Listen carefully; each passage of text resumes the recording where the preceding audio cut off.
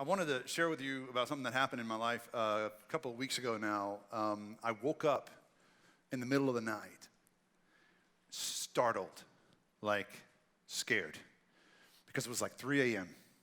and I was deep in my REM cycle sleep, and I woke up with my wife sort of leaning over me, sitting up in the bed, leaning over me, looking out the door of our bedroom, out into the hallway area. And she was talking to someone. Now, at first I thought she must be talking to our kids. One of them got up and needed something. That happens when you have little kids. But the stuff she was saying didn't support that hypothesis. Because she was saying things like, you get out of here and never come back. There's nothing for you here. And that's not usually how she talks to our children.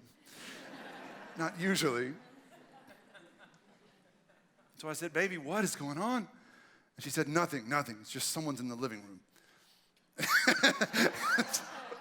Just go back to sleep. And I just lay there with my eyes open like, I'm the man. Should I go check this out? Is that what men do? You know, like, and so I didn't go check it out. I just pretended to go back to sleep.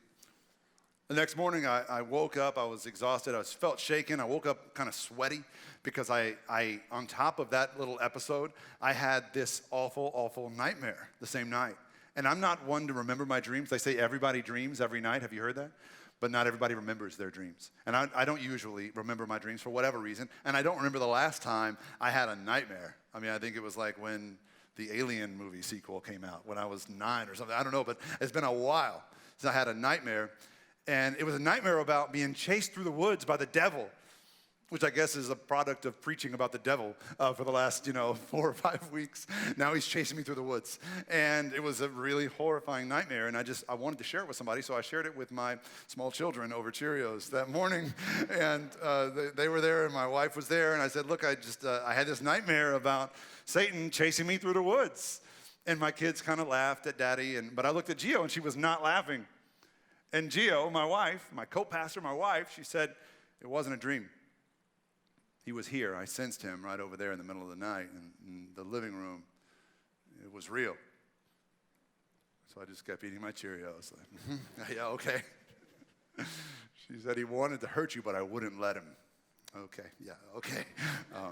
Kids, let's go to school. That kind of thing.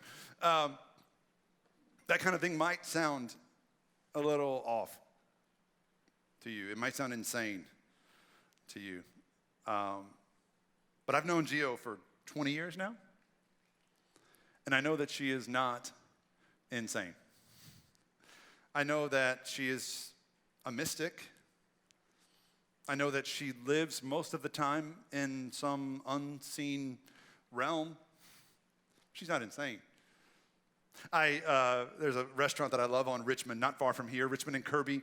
It's an Indian restaurant. Indian's my favorite food. If y'all ever want to take me out for Indian food, I will love you more than I do now. And it is.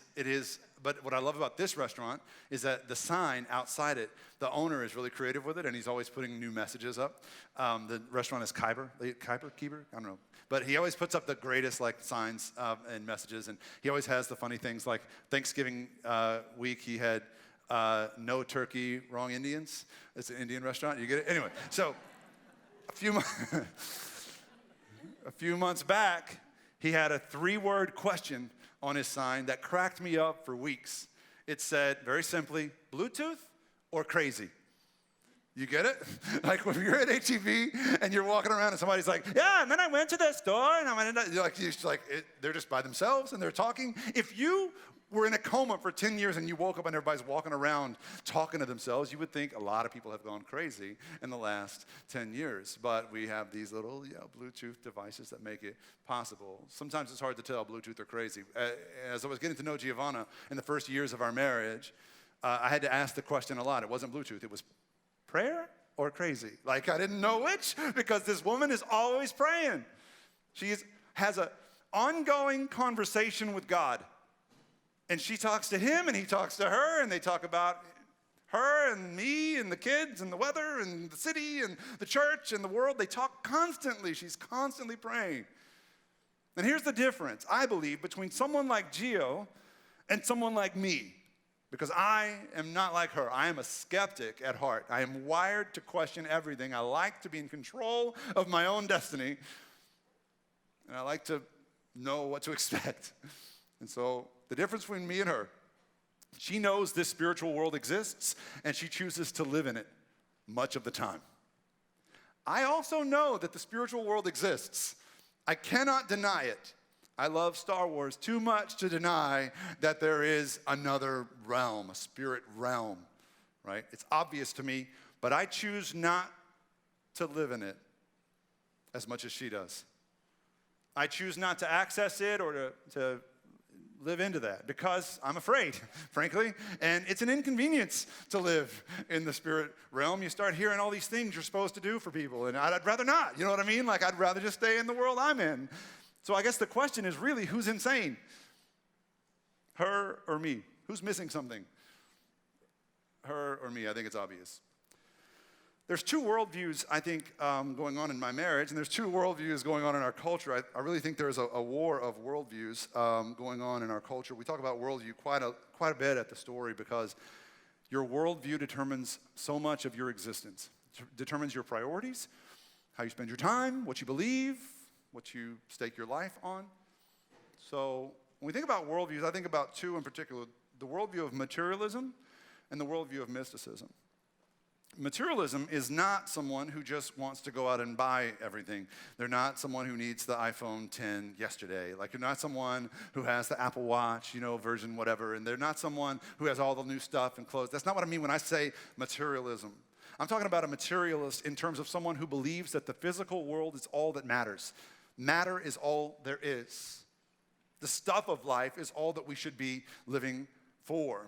And so the stuff you can taste and see and buy and access with your physical self is all that matters to the materialist. So the materialists are skeptics who think about the world in terms of its utility. How is the world useful for me, handy for me, beneficial for me? Materialists typically believe that the world would be a better place if everyone stopped wishing these pie-in-the-sky wishes and stopped being superstitious and just used common sense to figure out your own problems. Because for the materialist, at the end of the day, we are all we've got. If God is real, and some materialists believe that God is real, but if he is, he's not an active part of our lives every day. He's not an active agent. He's more of a deist God. He set the world in motion. Now he stands at a distance, and we are left to our own devices because God is a non-factor, because we can't see him as materialists. And so we live our lives on our terms. The issue with materialism is that it tends to go one of two ways in terms of your framework of morality.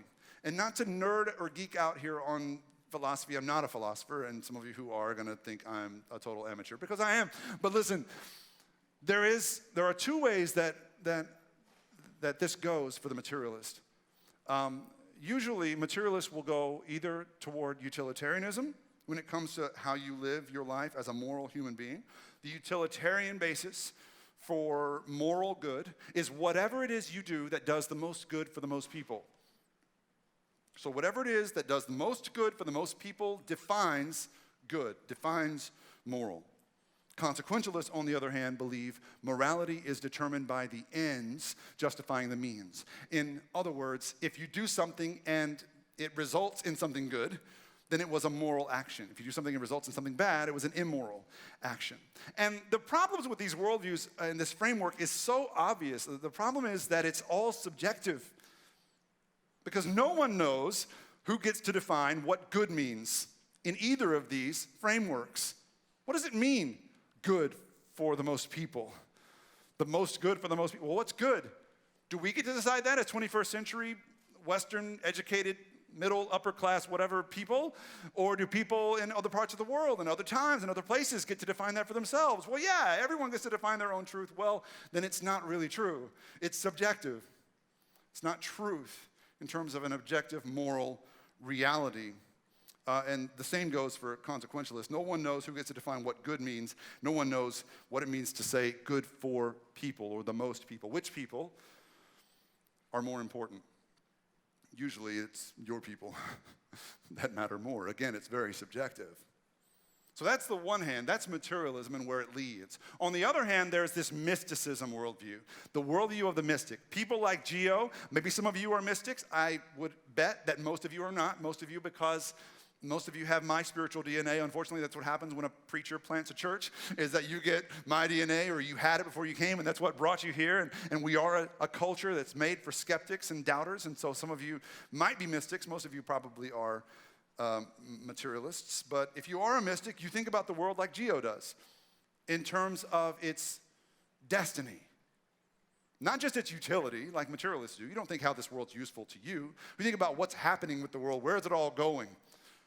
What purpose underlies this existence? And so for the spiritual mystic, you believe that the world will be a better place, not if people just use common sense. You believe the world will be a better place if more people understood their divine identity, their divine worth, their divine calling and purpose in the world. Not only is God real for you as a mystic, he is an active and ever-present reality.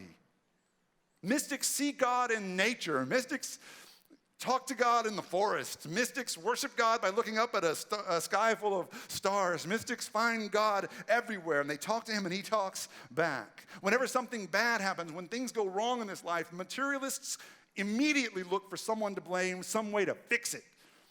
Mystics don't think that way. Mystics look at things that go wrong in life, and when your life is hitting the fan, and mystics in your life are the ones who say things like, well, I know God has a plan here. Just hold on. God will see you through this. Everything happens for a reason. You've all got somebody like this in your life. That's your mystical friend, is the one who says stuff like that when your life is falling apart, and that materialist inside of you just wants to roll your eyes and, go watch Netflix or something to turn off whatever it is your mystical friend might want you to understand. So, the crossroads we come to is this choice that we all get to make. We're all empowered, I believe, by God, to make a choice about how we understand the world, how we perceive reality. You get a choice. It's not determined for you by your DNA or by evolution or by whether or not you were raised in a Christian home. You get to make a choice about whether to see the world as a materialist or as a mystic. And we are all one or the other. There's very little, or if any, gray area in between. And I believe there's no better time than Christmas, than right now, to make a decision and to think about these things. If for no other reason than the fact that every single Christmas movie you've ever loved was about this very decision. Am I going to be a materialist or am I going to be a mystic? Every single Christmas movie on TNT between now and December 25th, except for Bad Santa, that has nothing to do with what I'm talking about, is going to be about this decision between materialism and mysticism. Think about Cratchit and Scrooge in A Christmas Carol. Cratchit's a mystic. Scrooge is a materialist. Or think about the Who's, the mystics of Dr. Seuss's The Grinch Who Stole Christmas, or the Grinch being the materialist. Or think about Buddy the Elf, everyone's favorite Christmas movie. Can I get an amen from the congregation? Buddy the Elf, your ultimate mystic compared to his dad, who's obviously a materialist. So what I want to ask you today is, which one are you? If you were in one of these movies, which character would you be? In the life that you're actually living now, which one are you, a materialist or a mystic? I believe that on a day-to-day basis, emergencies aside, tragedies aside, we're all mystics suddenly in emergencies and tragedies. But on a day-to-day basis, more of us are materialists than we care to admit. And it's not because we don't believe in God. There are plenty of Christian materialists. It's because it's easier. It's just more convenient to be a materialist than to be a mystic. And you're busy and you're stressed, you're overwhelmed, you got stuff to do, you got stuff to buy, you got places to go. And so who has time to be a mystic? I just want to live my life, man. You don't have to care as much when you're a materialist. You just live your life. You just hide behind some semblance of common sense and just fix your own problems and pull yourself up by your own bootstraps. You just live your life. Think with me, my little mascot. I'll be with you in a minute. Think with me about what happens when tragedy strikes, when the headlines turn ugly, when you're watching CNN or on the web, on your favorite news site and there's something awful that's happened. Think about, for example, mass shootings and how we look at mass shootings differently. In the wake of a mass shooting, a materialist will look at a mass shooting and will immediately look to place blame. They will immediately look for the bad guy. You know you're a materialist if your knee-jerk reaction to a tragedy like that is to look for who to blame so we can fix this problem ourselves. And once we get rid of that person or those people, then we'll be done with this problem of mass shootings. And if you're a liberal materialist, it's usually, the NRA, we need fewer guns. Or if you're a conservative materialist, it's usually liberals or terrorists. We need more good guys with guns. And if we only had that, then we'd fix the problem ourselves because we can fix our own problems. But in the face of a tragedy like that, the mystic doesn't look for someone to blame. The mystic doesn't need some enemy. The mystic already has an enemy. The mystic looks the enemy in the eye and says, you get out of here and never come back. There's nothing for you here. And that battle takes a lot more effort, a lot more energy, and sometimes it takes more time and courage than just blaming somebody or some group of people that you didn't even like before the tragedy struck. Your mind was already made up you didn't like them, and you just decided to scapegoat them for this tragedy that's really deep down a spiritual problem. In the Bible, Matthew and Luke tell the story of Christmas from Earth's point of view. Most of us think about Christmas from Earth's perspective because it's the story of Christmas that we're used to hearing. It was Joseph and there was Mary and they were engaged and she was pregnant and then they got married and had the baby and there were shepherds and there were wise men. And you know the story from Earth's perspective, from Matthew and Luke's perspective, but there is a third perspective to understand about the Christmas story. There is another vantage point, heaven's perspective, that the Gospel of John captures. This writer of John, he was Jesus' best friend. He was there with Mary whenever Jesus was dying on the cross. He was the only disciple that showed up. And as he looked Jesus in the eye, he was just feet away from Jesus' face. And Jesus said, John, buddy, take care of my mom for me. He said, Mama, take care of my best friend for me. And so then John and Mary lived out their last days together. If you ever wonder how it is that John had this heavenly perspective that showed the Christmas story through the lens of the angel's vantage point, it's because Jesus was his best friend and Mary was his adopted mother. She lived out the rest of her days under his roof. Can you imagine the stuff he learned from her? Can you imagine the stories she told over the campfire at night, or the stories he told to her about following Jesus around in ministry for 3 years? Can you imagine the stuff they shared? When I read John's writings, whether it's the Gospel of John, which everyone knows is pretty weird compared to the other 3 Gospels, or when I read John's letters, 1st, 2nd, and 3rd John, or when I read everyone's favorite book in the Bible, Revelation, which was also written by John, I hear the voice of Mary, because we've already learned in this series that Mary was a mystic herself. I think Mary was kind of a co-author of John's. And something like Revelation, it's just a mystical head trip. If you read Revelation and you go, why in the world is this even in the Bible? You're probably a materialist. That's probably the first sign that you're a materialist. If you can't stomach Revelation and you just want some laws, man, just give me some rules so I can follow it and know exactly where I stand, you're probably more of a materialist, because Revelation is written from a mystical perspective. Just like John's gospel is the mystical version of the other 3 gospels, Revelation is the mystical version of the whole salvation story. And there is this awesome allusion in the 12th chapter of Revelation about the nativity scene from heaven's perspective. So we know what it looked like from the earth. What did Christmas, the nativity scene that we celebrate every year, what did it look like from heaven's vantage point, through the eyes of the angels? John gives us this in Revelation chapter 12. He says it like this, Revelation 12, verse 1. A great sign appeared in heaven. A woman, this is Mary, clothed with the sun, with the moon under her feet, and a crown of 12 stars on her head. She was pregnant and cried out in pain as she was about to give birth. Then another sign appeared in heaven, an enormous red dragon with 7 heads and 10 horns and 7 crowns on its heads. Its tail swept a third of the stars out of the sky and flung them to the earth. That is a reference to Satan falling from heaven, taking 1/3 of the angels of heaven with him. That's what we believe happened when Satan was expelled from heaven. The dragon stood in front of the woman who was about to give birth so that it might devour her child the moment he was born. She gave birth to a son, a male child, who will rule all the nations with an iron scepter. And her child was snatched up to God and to his throne. The woman fled into the wilderness to a place prepared for her by God, where she might be taken care of for 1,260 days. Then war broke out in heaven.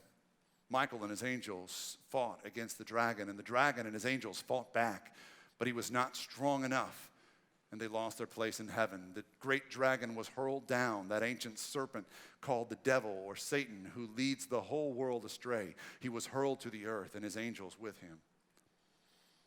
Now, the reason this is confusing to materialists like me is because it doesn't tell the story in a linear fashion. Because heaven is not a part of the space-time continuum. Heaven is not in the time dimension. And so if you look at the Christmas story from heaven's perspective, you're seeing all of it. Start, middle, and end in one picture. And so in one verse, Jesus is born, and then he's swept up to heaven. His birth and his ascension, something that happened 33 years later, happened in the same time. Because when you're looking from heaven's perspective, it's a whole different story. When I taught on this passage and I shared my passion for this is my favorite Christmas story in the Bible, because I'm just weird. And my friend Nick told me that he thought our nativity scene here at the story was missing something. So 2 years ago, our first Christmas, he fashioned for us our nativity dragon. This is the Christmas dragon, y'all. And I love it so much. And when I'm not preaching about it, it's out in our nativity scene right by the shepherds and stuff, you know, just hanging out with the cows and sheep and stuff, probably scaring them to death, you know what I mean? And so now we have a nativity dragon. It's not something we usually think about. We would rather think about Matthew and Luke's version and just be satisfied with that. But listen, it's something we should think about. Because Jesus thought about it, obviously. Jesus' best friend thought about it. His mom also thought about it. They probably believed that there should be a dragon in all of our nativity scenes, and so go home and add one to your collection. If you don't have a dragon sitting around somewhere, you can use a Pokemon figure like Charizard or something like that. You can use one of those in your nativity scene. So one of you got that joke. Thank you. And the rest of you just figure it out. But because this is part of our reality too. As Mary pushed through the pain of childbirth, Satan crouched in front of her like a dragon, waiting to devour her child, waiting to destroy the plans God had for her and for that child and for us. He sat there waiting to destroy and devour the plan God had for our salvation. And even then, he was invisible to the physical world. The shepherds and stuff, they didn't see him. They didn't comment on that giant dragon sitting in front of Mary. But he was there all along. It's not unlike some of the things we see in our favorite mythological stories, literature, movies. If you're a fan of Tolkien's literature, you think about Frodo slipping on the ring and seeing the Black Riders. Well, the Black Riders were there all along. They didn't just appear because he put the ring on. They were there. Frodo could only see them when he accessed the spiritual realm. Am I a dork? Yes. And then, if you are Netflix fans, any Netflix fans in the house? Any Stranger Things fans in the house? All right, so think about hang on just a second. Think about the Demogorgon, right?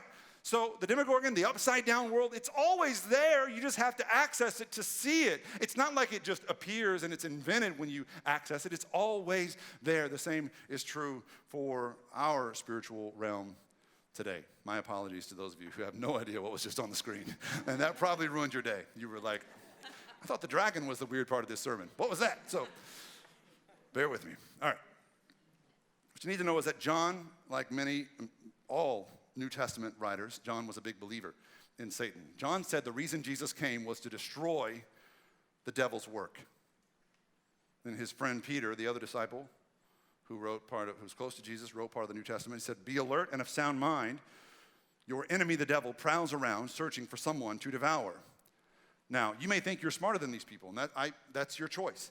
You may think you know more about reality than these first century Jewish fishermen. Okay, I get it.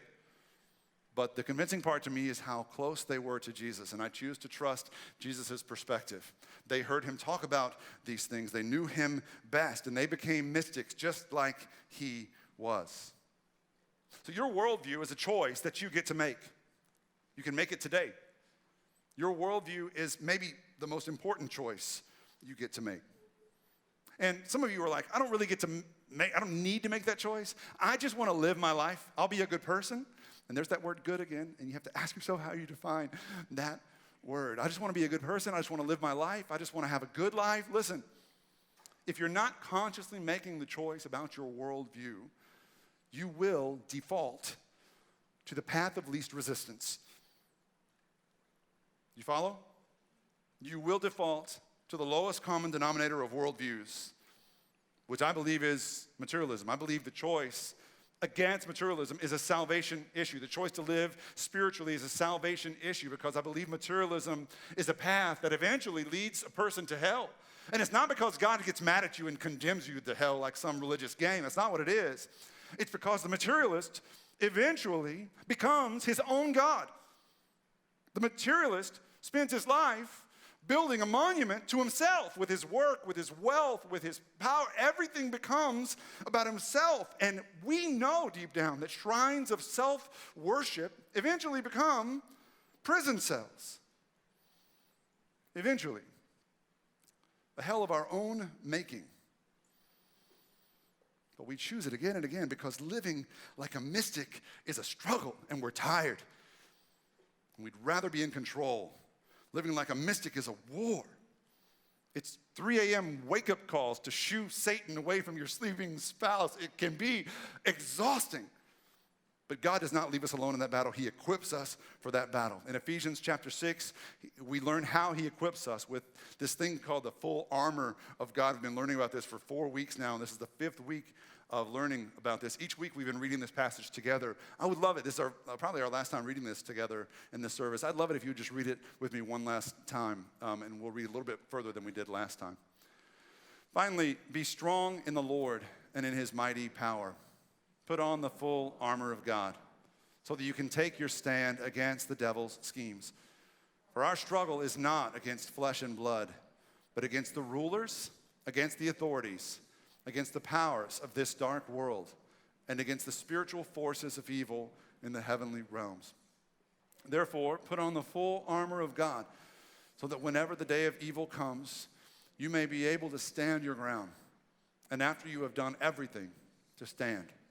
Stand firm then, with the belt of truth buckled around your waist, with the breastplate of righteousness in place, and with your feet fitted with readiness that comes from the gospel of peace. In addition to all this, take up the shield of faith with which you can extinguish all the flaming arrows of the evil one. Take the helmet of salvation and the sword of the Spirit, which is the word of God. Talk about sword of the Spirit next week. I want to finish up today by talking about the helmet of salvation. Why is salvation embodied in a helmet? I think it's wrapped up in this conversation we're having today. I think the choices that we make about how we perceive reality, it's a salvation issue. And I think protecting our minds from thoughts that would lead us astray, protecting our thoughts, shielding us from the schemes of the enemy that would distract us, that would cause us to doubt ourselves. I think that's what's at stake, because I think materialism is really just a laziness of the mind. Materialism is just a refusal to go deeper, to think and reflect on deeper things. The lazy-minded man just wants to stay in control of his life. He wants to focus on money and sex and power and entertainment because all that stuff makes him feel big and strong. But the mystic doesn't need to feel big and strong because her God is big and strong enough. So the mystic can shrink before that mystery even in her weakness because God is big. And armed with truth and righteousness and readiness and faith, she dons that helmet of salvation to protect her thoughts from the lies of the devil that will enter in if you let them. You're not good enough. You're not as good as them. Your life is not as good as theirs. Just look at Instagram. Look how happy they are. Why aren't you that happy? Stop praying all the time. People think you're weird. Try talking to a person for once. Have a normal life. Just have fun. All the lies of the devil that lead us astray, our minds are protected from when we don the helmet of salvation. When you're a mystic, you understand that. You understand that you're on a mission here, and nothing is more important than the mission that you're on. So like Mary, you keep pushing. You keep pushing through the pain, through the exhaustion. You keep pushing.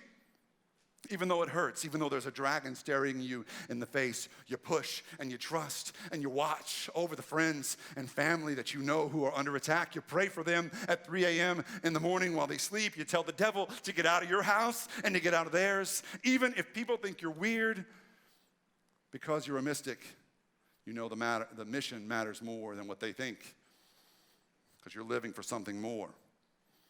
I'm going to close simply by saying, one of two things is true, and I don't think in binary terms a lot. I think the world is full of gray area and things like that, but one of two things are true.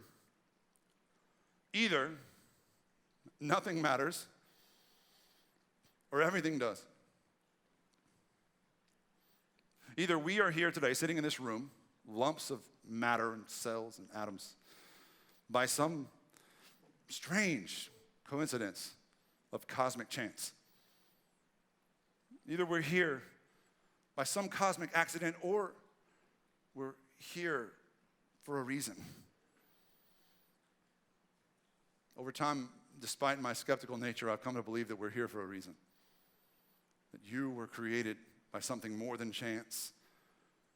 That everything you do matters, and that you matter. Because God made you with a purpose in mind, to enlist you in this struggle of light against the darkness, to join the resistance of Jesus and follow him with your life. Follow him in such a way that the whole world will know that God is real, that God is love, that God created each person with a purpose in mind. If any part of you has any inclination to believe that today, I encourage you, even though you may be tired, or you may be worn out by religion, or you may be burned out or skeptical, I encourage you to entertain that small notion that maybe you were created for something more than just materialism and just this world that you see and taste and touch and buy. And your enlistment in God's army can begin simply by saying the prayer I'm going to pray in a minute. And I'm going to pray it for me, y'all, mostly because I need to pray this prayer every single day, because I'm still a skeptic and I still struggle. But I will pause here and there throughout the prayer, and I'll give you some space to pray it too. You don't have to pray it out loud and make a scene or draw attention to yourself. I know people get weird about that. You can just whisper it or just say it to yourself. Just let this be the beginning of something else. Don't keep floating or drifting and just living a good life. That's not enough. You know it. You were created for something more. So be a mystic today. Let's pray. Okay, God, I'm in. I think I'm ready to live for something more. More than just me and mine. My heart is ready. My mind is alert. I am awake. Show me who to love today. Show me how to love them. Make me aware of the enemy's schemes. Help me fulfill my destiny and to live for you, so that others will want to live for you too. In Jesus' name, amen.